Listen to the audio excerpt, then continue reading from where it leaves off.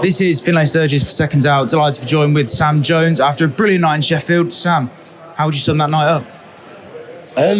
It was an amazing night, to be honest with you. Amazing night of boxing.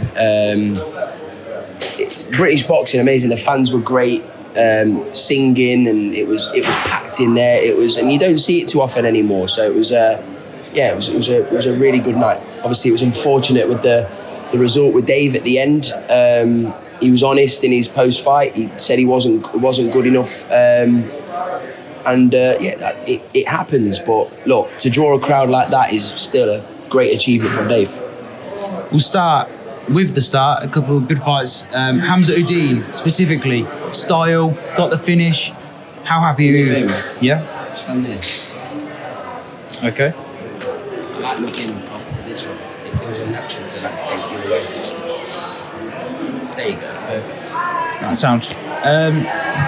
Hamza Uddin, yes. Style, finish. How happy are you with this performance? That's everything that we know he's capable of doing. And look, he had a great debut, right? That we've showed loads of flair, and everyone was like, "Wow, this is a potential proper star of the sport." And then he boxed well in the second one, then a couple of flat performances, but he had a lot going on. Hamza's been struggling with a bit of an injury as well, so he could go on. He have to have an operation now, but that display there just shows why he's one of the top prospects in the world, in my opinion. He showed a bit of everything. He showed a bit of everything. Post-fight as well, he's got the personality. Great ring walk, great performance, and then the post-fight chat was brilliant, wasn't it? So. He must be a pleasure to manage. Yeah, he is. He's a great kid. And look, his family, him and his family, it's a family affair with him. They just live boxing. It's all they do. But I was super proud of Hamza tonight. I thought he was brilliant, absolutely brilliant. Punch perfect. Reece Balotti, Josh Padley. Yeah. Not the barnstormer that was promised. Yeah. However, we've got to talk about the scorecards. Yeah, very wide. I saw you tweet about it. Just a few words. I'm a big fan of Josh Padley. Really like him. I think he's a really lovely guy, a great fighter. I just thought Reece Balotti won, in my opinion. I thought Reece won. But if he didn't win, it was like, not a draw at worst, but like I couldn't make sense of the scorecards. But look, I'll have to watch it back because I might not know what I'm talking about. So I might. It's true. I might not know what I'm talking about. Like I thought Reece Balotti won, but. What was it, 99, 91? 99, 92. 99, 92. I'll have to watch it back because I'm probably wrong. I don't know, but that's not the way I saw the fight. I agree with you. I felt like Josh Padley was chasing rounds, and I don't know how Balotti was only given 2. I don't understand that. I mean, like I say, I might be wrong. I'm not saying I'm an expert scoring fights. I like to think I know what I'm talking about and what I'm watching, but I'll have to watch it back. Junaid versus Bilal. Yeah. Very, very big fight. Unbelievable fight. Arguably fight of the night.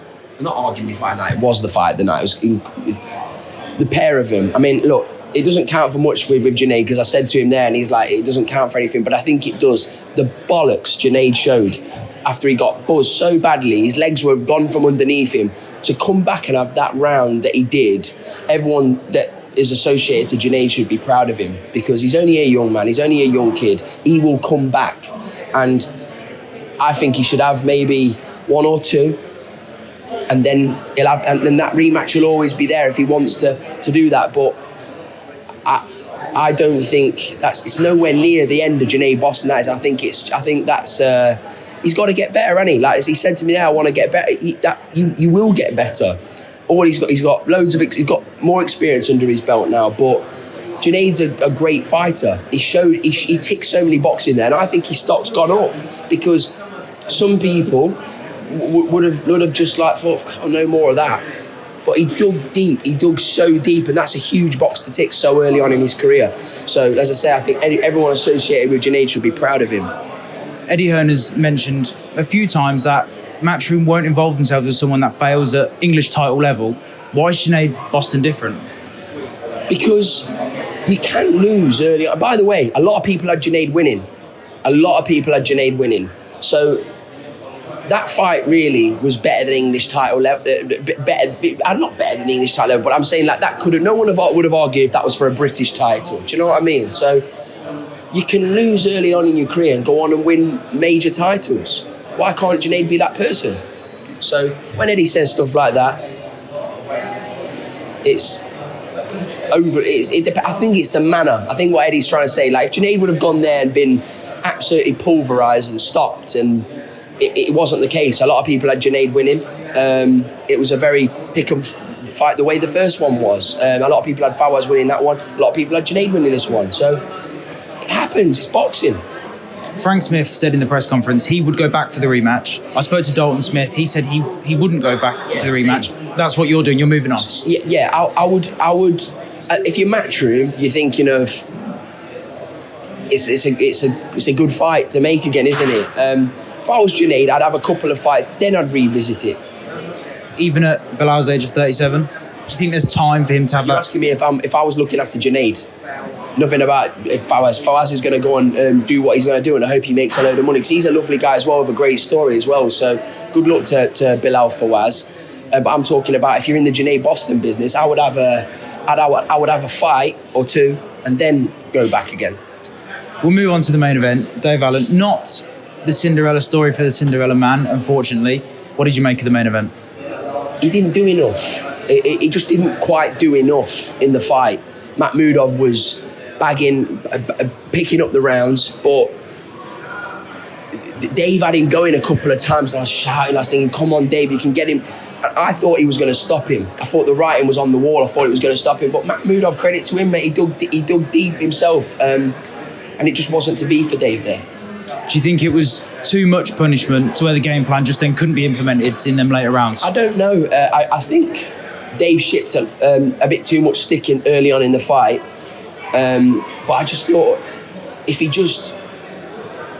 Also, I thought Makhmudov should have had more points taken off him than 2, because I think he was... I agree. ...in every round. Like, we can say whatever we want, that Dave wasn't good enough in the fight, but really, Makhmudov, he could have been disqualified in that fight, was holding him every time Dave got close to him. He wrapped him up, tied him up, spat his gum shield, that old man tactics, but I thought he was very fortunate, Makhmudov, not to have more points taken off. Do you think Dave had any highlights in the fight? You know, with that crowd behind him, it was every punch, but did he have anything? He had him going. I think in round 9 as well, he had him going. I thought, this is it. He's going to get him out of there, but he just couldn't quite get the job done. Dave mentions that he's just simply not good enough. I just think his performance tonight probably wasn't good enough, but I just think he'll watch it back and kick himself a little bit. He didn't go for it more? Yes, that he didn't put them together a little bit more or have a better start in the fight, because he was just kind of on the ropes and letting Makhmudov kind of just put his shots together on him. I don't know. But look, Dave's to do what he did in there, pretty much sell out Sheffield Arena, is an unbelievable achievement, and not many fighters can do that. Pretty much no fighter can do that. So if Dave wants to carry on, which I'm sure he will, at whatever level, everyone loves Dave Allen. Do you think the stocks in the Wilder fight drop after that loss, or...? No, I don't think Dave should be fighting Deontay Wilder next. I mean, look, there's the trilogy with Johnny Fisher that's always going to be there. Dave can fight some of the British opponents, like Fraser Clark's fighting TKV. Like, if TKV lost that, or whoever is, there's that fight there. One sec, the Uber Eats is here. It's not for me, it's for you. So, we'll be keeping an eye on, not the burger actually, you've lost the burger. I bought Dave Allen a burger, Jamie and everybody, and funny enough, not for me, I've already ate one. And he's dropped me one off. I bought him 40 quid's worth of burgers, and the fucker's just driven off. And now he's not answering the phone. What a bastard. I'm going to name drop him. Where is he? Right down the lens. Pedro, the Uber Eats man. You owe me 4 burgers. Oh, shocking. We'll move on to TKV and Fraser Clark, Yeah. British. That's where we're maybe looking for Dave Allen. I don't know, like maybe the loser of that or the winner of that. Dave's still a commercially massive name, so he'll get another opportunity. Dave Allen, Wilder, you wouldn't want that. No. Where would you be looking for Makhmudov then? For Makhmudov, he'll get the Anthony Joshua fight. And how do you see that one going? AJ will poleax him. Why? Styles makes fight. Do you think Makhmudov just... Makhmudov's all right, isn't he? I don't know. I just think he's made for AJ, isn't he? He's made for AJ. He's there to be hit.